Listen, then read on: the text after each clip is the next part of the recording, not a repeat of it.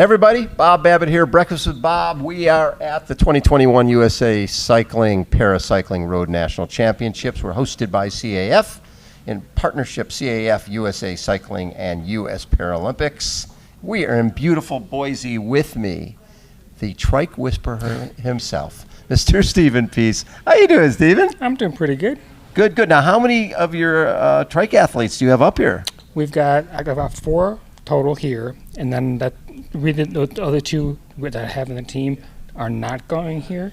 They're going to Paralympics. They're going to the Paralympics, and they need to stay away from crowds and other people because they're going to the Paralympics. Yep. How cool. You must be pretty damn proud. Oh, I'm stoked. I'm always excited. To see them get to go to that experience. Because you've had that experience, going to the Paralympics.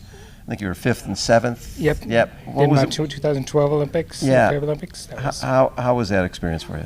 I was still new to the whole racing thing. Yeah. And if I had known what I know now, I probably would have performed a little better. Yeah. But 5th and 7th, it's not bad at all. Not bad at all. And especially, I still think one of the best Paralympics. London did such an amazing job celebrating the athletes. Yep.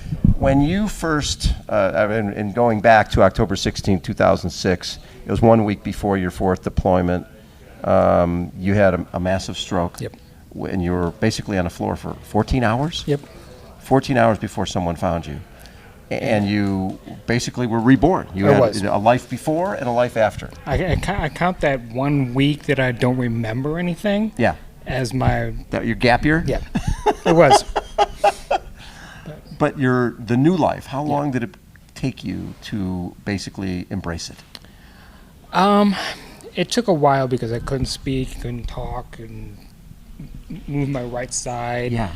But I would say probably 6 months to a year before I really started getting involved in the world. And sport? Probably about a year because Wounded Warrior got me my first Trike recumbent. Right. And I was like, hey, this is kind of fun.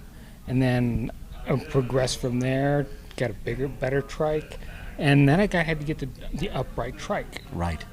And that was a chore to find because they don't sell them in the United States. And when you first got a Trike, there were 3 or 4 of them in the U.S., something like that? There was 3, counting mine, in the U.S.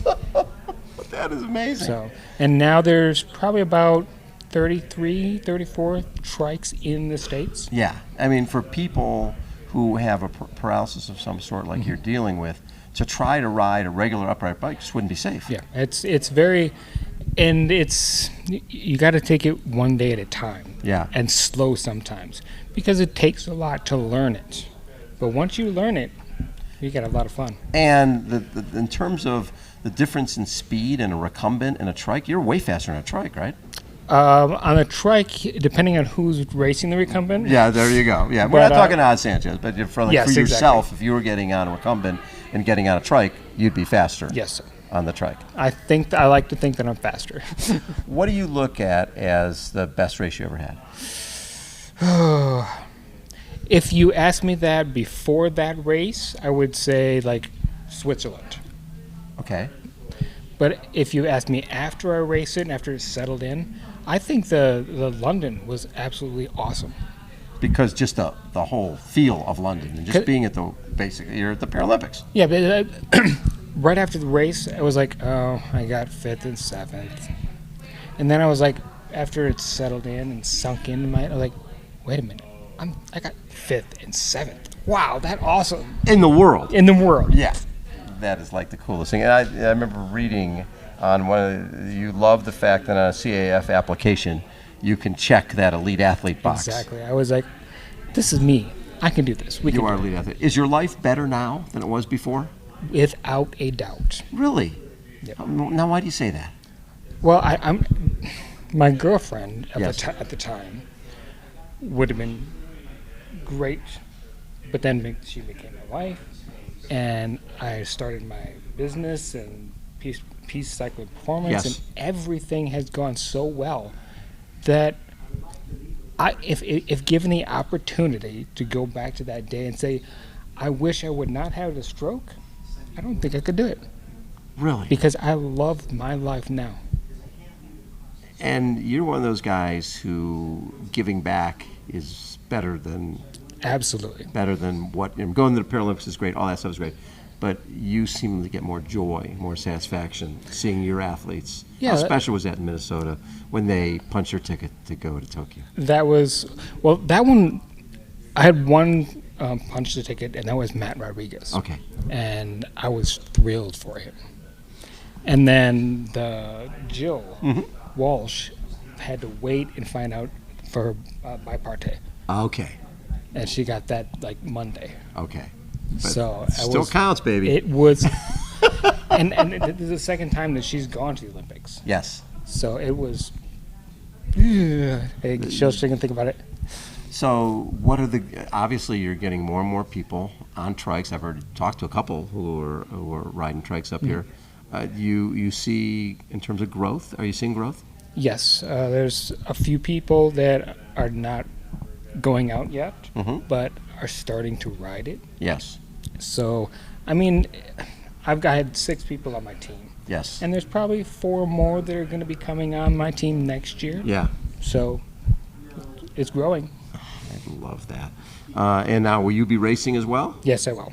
Ah, and now did you race in Minnesota? Yes. But you know what? Sometimes it's nice to go there knowing, hey, I'm not really here to get a spot, but I'm still checking the elite athlete box That's because exactly I'm racing. Yep. I'm racing here. And I look at the field and say, first top 3 Yes. are probably normally going to finish ahead of me. Right. That I'm having fun, and I'm showing those people that are wondering about if they can ride a trike, Right. that you still can. There's really no reason why not. Absolutely. How important has Operation Rebound and CAF been in this journey of yours? Without a doubt, tremendous. Because early before the 2012 Olympics, I was just getting started. Right. And so the Operation Rebound and Nico helped me to get to where I needed to be, and showed me that a veteran is just as valuable as the regular No question.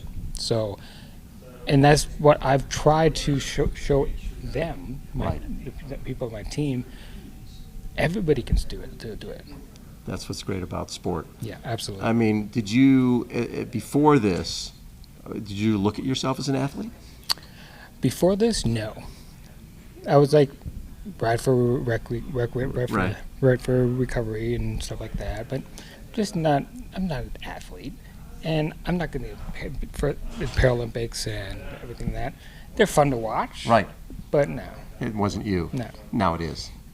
Without a doubt. I love it. Stephen, always a pleasure. Yep. Seeing you in San Diego or wherever the hell we see each other, it's just always a treat. And what do you think of these courses? The courses are actually the time trial is quite trying because it's uphill and you don't know it. It's a gradual. Yes. Ah. And then the road race is pretty good. The square at the bottom of that we have to complete numerous times is going to surprise people. Yeah. But it's very good. Love it. As always, thanks so much for your time. Thank you. Stephen Peace has been our guest, everybody. Again, Bob Babbitt, Breakfast with Bob from beautiful Boise, Idaho.